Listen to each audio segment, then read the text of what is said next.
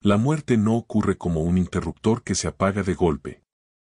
Es más parecida a un edificio cuyo sistema eléctrico falla piso por piso, mientras otras áreas siguen funcionando por inercia.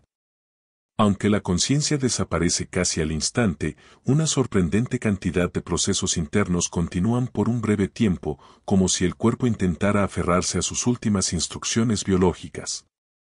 Y eso es justamente lo que hace fascinante observar lo que ocurre en las primeras 24 horas después del final. Para entender este proceso, primero hay que aclarar algo esencial: no existe un único tipo de muerte. Desde la medicina, se habla de dos etapas. La primera es la muerte clínica: el corazón se detiene, el flujo sanguíneo desaparece y el oxígeno deja de llegar a las células. Aquí todavía existe una rendija de posibilidad, porque los tejidos no mueren al mismo tiempo.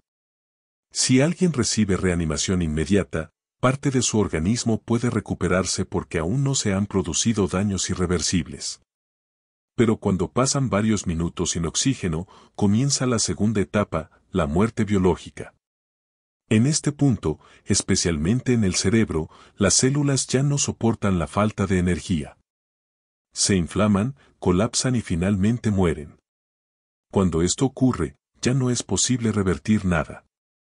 La maquinaria se apagó definitivamente. Aún así, algo curioso sucede: el cuerpo no se desconecta como un aparato electrónico. En sus rincones más pequeños, todavía quedan restos de actividad. Enzimas digestivas, células de la piel, microorganismos, fibras musculares, todos ellos siguen actuando por algunos minutos u horas. Literalmente, queda un eco de vida que continúa su trabajo habitual mientras todo alrededor empieza a desmoronarse. Ahora sí, avancemos minuto a minuto. Justo cuando el corazón se detiene, se produce un derrumbe instantáneo: sin circulación, el oxígeno no llega a los tejidos. El cerebro es el más vulnerable, porque requiere un flujo constante para mantenerse activo.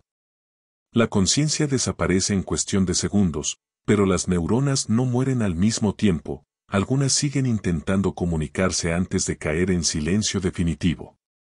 Esto explica por qué muchos testimonios de personas al borde de la muerte describen flashes, sensaciones intensas o imágenes mentales vívidas, durante algunos instantes. Hay zonas del cerebro que siguen generando actividad eléctrica mientras el resto se apaga. Entre los 5 y 10 minutos después del paro, las neuronas comienzan a morir en masa. Sin oxígeno ni glucosa, sus estructuras internas colapsan. En ese momento, ya no existe posibilidad real de recuperar la función cerebral. El hígado, los riñones y otros órganos también sufren, pero a un ritmo más lento. Algunos tejidos pueden resistir mucho más tiempo, incluso varias horas, dependiendo de la temperatura y de la condición física de la persona antes de morir. A los 30 minutos comienza a notarse el primer cambio físico visible. La piel pierde su color rosado habitual, porque ya no hay sangre circulando. Este fenómeno se conoce como palidez cadavérica. Al mismo tiempo, la sangre inmóvil empieza a descender por efecto de la gravedad, acumulándose en las zonas más bajas del cuerpo. Esto genera manchas violáceas llamadas livideces. Para los forenses, son una señal fundamental: permiten estimar cuánto tiempo lleva una persona fallecida e incluso si su cuerpo fue movido. Unas horas después, entre las 2 y las 6, ocurre uno de los fenómenos más reconocibles, el rigor mortis. Los músculos necesitan energía para relajarse, y como ya no existe producción de esta energía, las fibras se quedan trabadas. Primero se endurecen los músculos pequeños, párpados, mandíbula, dedos. Luego la rigidez avanza por todo el cuerpo como una ola que deja cada articulación inmóvil. Este endurecimiento no significa que los músculos estén tensos, significa que ya no pueden volver al estado de descanso. A la par de ese proceso, otro detalle puede ocurrir sin aviso: la relajación absoluta de los esfínteres. Al no haber control nervioso, los músculos encargados de retener orina y heces se liberan, lo que explica por qué algunos cuerpos expulsan fluidos en las primeras horas después de morir. Entre las 6 y las 12 horas, la rigidez alcanza su punto máximo. El cuerpo entero se vuelve sólido y difícil de mover. Internamente, comienza un proceso silencioso y brutal llamado autólisis. Las propias enzimas del cuerpo, que normalmente participan en la digestión o en la renovación de tejidos, empiezan a escapar de sus compartimentos. Sin control celular, estas moléculas empiezan a devorar el tejido desde dentro. Es una degradación organizada, casi programada, porque el cuerpo ya no tiene mecanismos de defensa para detenerla. A medida que la autólisis avanza, estructuras celulares completas se deshacen como si se derritieran desde el interior. No es aún putrefacción, pero es el preludio de lo que está por venir. Lo fascinante es que este proceso no ocurre por un agente externo, es el propio cuerpo activando, sin quererlo, un mecanismo de desintegración. Ese es el punto donde terminan las primeras 12 horas. Después de las primeras 12 horas, el cuerpo entra en un punto sin retorno donde empieza a transformarse por dentro y por fuera. El rigor mortis sigue presente, pero los procesos internos ya avanzan hacia una fase distinta, más compleja y profundamente biológica. Entre las 12 y las 24 horas, la descomposición comienza a hacerse evidente. Las bacterias que durante toda tu vida estuvieron confinadas en los intestinos dejan de tener barreras que las controlen. El sistema inmunológico, encargado de mantenerlas a raya, desapareció en el instante de la muerte. Ahora esas bacterias se expanden con libertad, invaden tejidos, rompen membranas y liberan enzimas que aceleran la degradación. En este proceso destruyen células, consumen nutrientes atrapados en el cuerpo y liberan gases producto de la fermentación. Esos gases empiezan a acumularse en la cavidad abdominal. El estómago, los intestinos y los espacios internos se llenan de dióxido de carbono, metano, amoníaco y compuestos sulfurosos. Este cóctel provoca una hinchazón notable, especialmente en el abdomen, que puede aumentar varias veces su tamaño original. Y con esa hinchazón aparece el olor característico de la descomposición, una mezcla penetrante de azufre, aminas y otros compuestos orgánicos volátiles que el cuerpo humano, en vida, jamás produciría en tales cantidades. La piel, por fuera, también empieza a cambiar. Las células que antes se regeneraban constantemente ya no pueden hacerlo. La humedad interna sube hacia la superficie y las uniones entre capas celulares se debilitan. Esto crea zonas húmedas, burbujas y cambios en la coloración.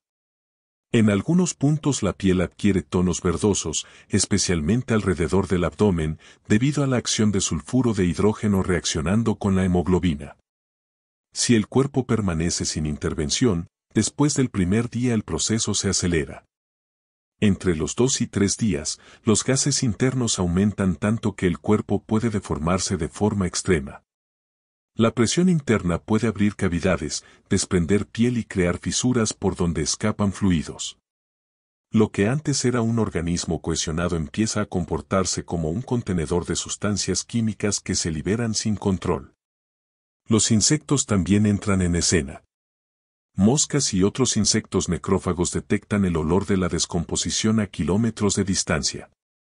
Depositan huevos en zonas cálidas y húmedas del cuerpo, cavidades nasales, boca, ojos, heridas o pliegues. En cuestión de horas, las larvas comienzan a alimentarse del tejido blando, acelerando aún más el proceso de desintegración.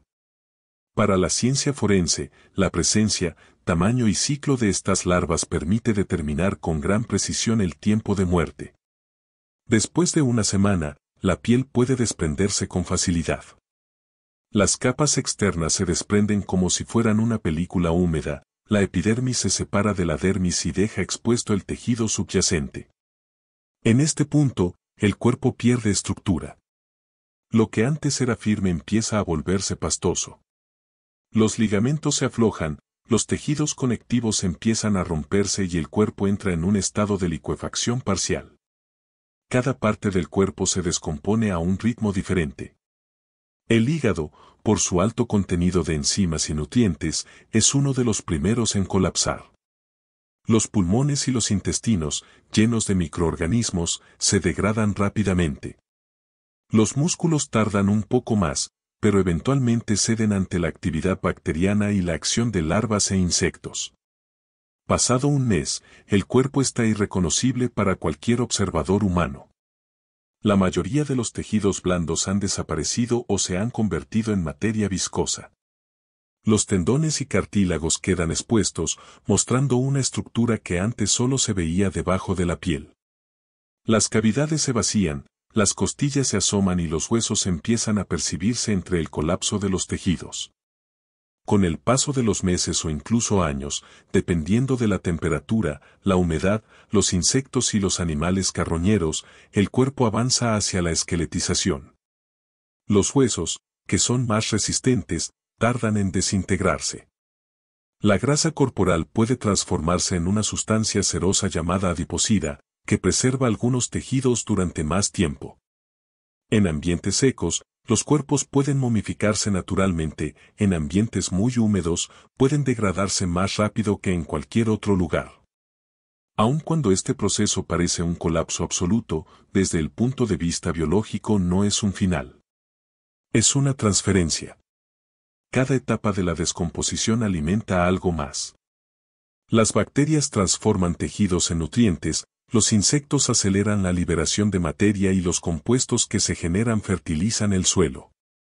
Microorganismos, plantas, hongos y pequeños animales utilizan esta energía para sostener sus propios ciclos de vida. Los científicos llaman a esto microecosistema post-mortem. Un cuerpo humano, que en vida funcionó como una unidad organizada, se convierte en la base de una cadena ecológica. No desaparece, se distribuye. Lo que una vez fue músculo se vuelve alimento. Lo que fue célula se vuelve nutriente. Lo que fue organismo se vuelve parte del entorno. Y lo más curioso es que, desde un punto de vista estrictamente biológico, tu cuerpo nunca deja de estar activo. Incluso cuando ya no existes como individuo, tus restos se integran en un proceso vivo, dinámico, inevitablemente conectado con todo lo que te rodea. En la muerte, el cuerpo entra en un ciclo natural más grande que nosotros mismos. Uno en el que dejamos de ser protagonistas, pero seguimos siendo parte esencial del escenario.